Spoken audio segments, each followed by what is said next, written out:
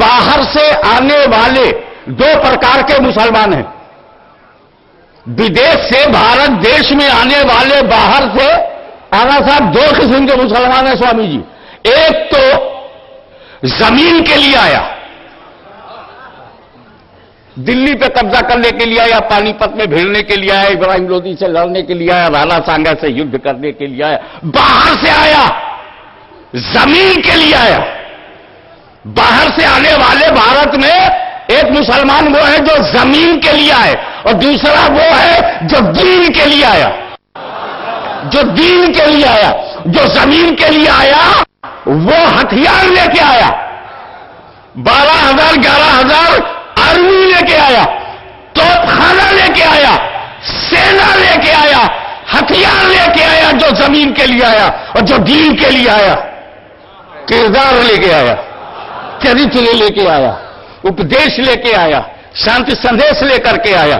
تو میں اسپشٹ اور کر دوں کہ جو زمین کے لیے آیا وہ بابر ظہیر الدین ہے, اور جو دین کے لیے آیا وہ خواجہ معین الدین ہے.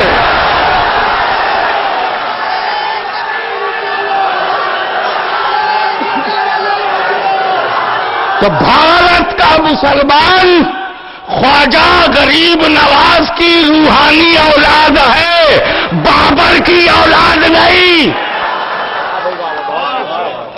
بابر کی اولاد کابل میں ڈھونڈ, جا افغانستان میں پتہ لگا بابر کی اولاد کہاں ہے. یہاں تو قطب عالم کی روحانی اولاد ہے, شاہ عالم کی روحانی اولاد ہے, خواجہ غریب نواز کی اولاد ہے.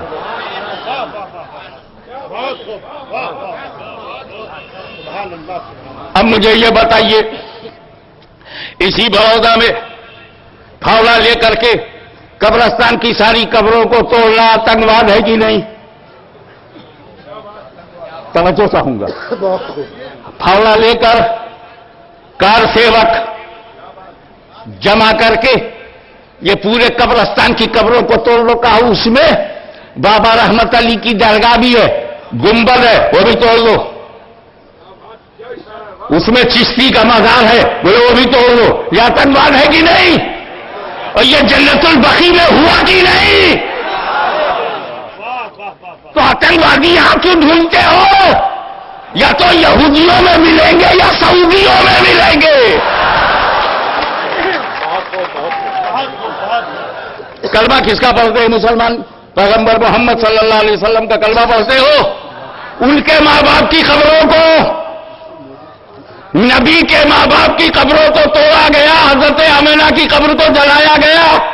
عثمان غنی خلیفہ سوئم, رسول اللہ کے تھرڈ خلیف, عشرہ مبشرہ میں تیسرے نمبر پر ان کے مزار کو توڑا گیا, بلڈوزر چلا.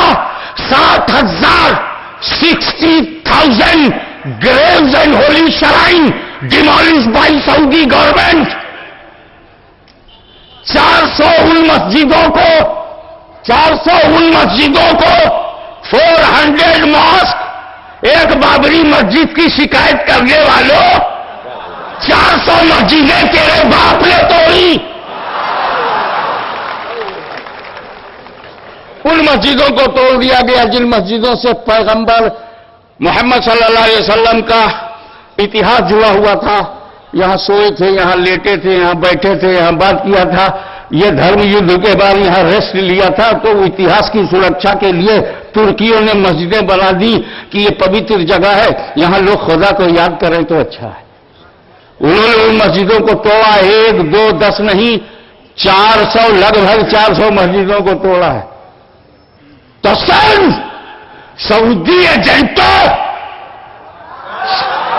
CIA کا لقمہ کھانے والوں, بش کے دسترخوان پر چبائے ہوئے لقموں سے اپنی بھوک مٹانے والوں, اسے تو ہم نے جوتا دکھایا ہے, تمہیں خواجہ دکھائیں گے.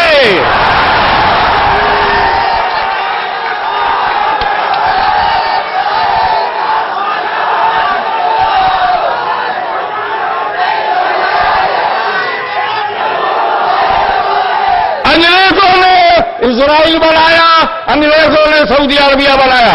جو موروثی حکومت مکہ مدینہ میں شریف مکہ کی تھی، فیملی آف پروفٹ کا وہ ممبر تھا، اس کو ہٹا کر کے نجد کے غنڈوں کو، حاجیوں کے لوٹنے والوں کو، تمام فشرمین کو کویت کا، اسرائیل اور سعودیہ کا بادشاہ بنا دیا گیا۔ بناؤ، ہم سے کوئی مطلب نہیں۔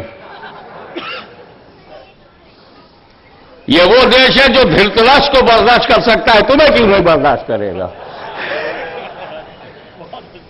پتر موہ کو برداشت کر سکتا ہے، تمہارے بھی ہم پریوار موہ کو برداشت کر لیں گے۔ لیکن جب تک اسرائیل بیت المقدس کو چھیڑتا رہا، سعودی قبر و درگاہوں کو چھیڑتے رہے، سب کو اچھا لگا۔ اوکے، پھر انگریزوں کو دیکھیے، انہوں نے کہا یار صرف مسلمانوں کو بھرس کرنے سے کام نہیں چلے گا۔ دلی میں مولوی خریدا، 1857 کی غدر جب ناکام ہوئی، خریدے گئے، آپ کی آستھاؤں پر حملے کرائے گئے، مدرسے بنوائے گئے، ایک مولوی کو کھڑا کیا گیا، اتہاس پڑھیے گا سب کلیئر ہو جائے گا، وہ جہاد پہ فتوے دینے لگا، کہلا انگریزوں کے خلاف جہاد مت کرو، سکھوں کا ظلم اتیاچار بڑھا ہوا ہے، سکھوں کے خلاف لڑو۔ کلکتے میں سکھوں کے ظلم کو بیان کر رہا ہے اور سرحد میں جا کے مسلمانوں سے لڑ رہا ہے تاکہ انگریزی طاقت مضبوط ہو جائے۔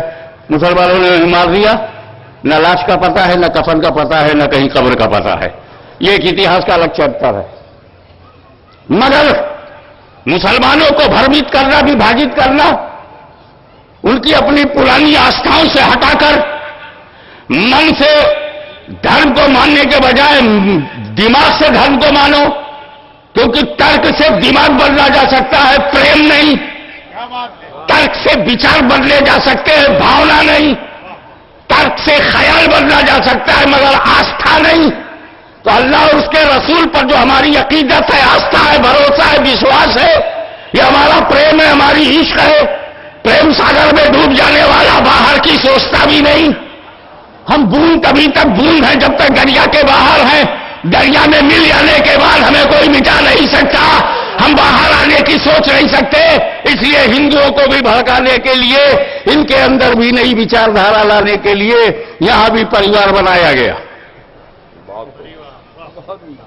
اس پریوار نے اپنے کاموں کو بانٹ دیا، دیکھا کہ مسلمانوں کو سعودی عربیہ کے قریب لانا ہے تو اب لانے کی کتنی ترکیبیں ہو سکتی ہیں۔ ایسی سنستھائیں بناؤ جہاں سعودیہ کا پریم ہو، ایسا سنگٹھن بناؤ جہاں اس کی وچار دھارا کا سمان ہو۔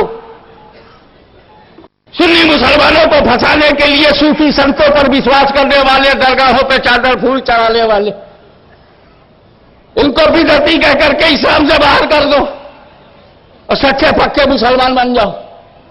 اور ایک تیسرا گروپ ہمارے اندر بن گیا، سنی شیعہ پہلے ہی سے آ رہے تھے سوامی جی، انگریزوں کی مہربانی سے تیسرا گروپ بھی بن گیا۔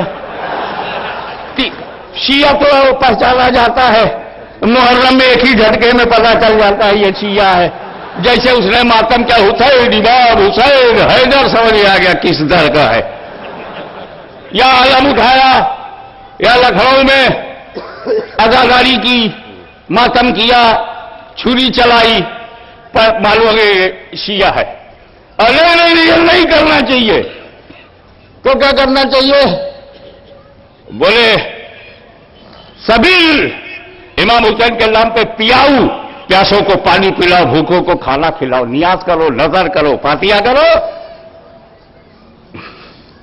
اور شرعی قاعدے کے مطابق تازیہ بھی اٹھا سکتے ہو، رکھ سکتے ہو، تازیہ داری کرو، فاتحہ کرو، پیاؤ پلاؤ سب کو، ہندو مسلم سکھ عیسائی سب کو، پوری جنتا کو، بھوکے ہو تو کھلاؤ، پیاسے ہو تو پلاؤ، فاتحہ کرو، مزار پہ جاؤ، چادر پھول چڑھاؤ، ماتم نہ کرو، یہ ماتم نہ کرو، قبروں پہ چادر پھول چڑھاؤ۔ پتہ چلا قبروں پہ چادر پھول چڑھانے والے ماتم نہیں کرتے، تو یہ سنی وہ شیعہ۔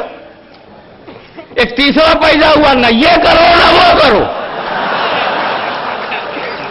درگاہ میں جانا حرام، چادر چڑھانا حرام، پھول چڑھانا حرام، چھین لیا سب کا حرام۔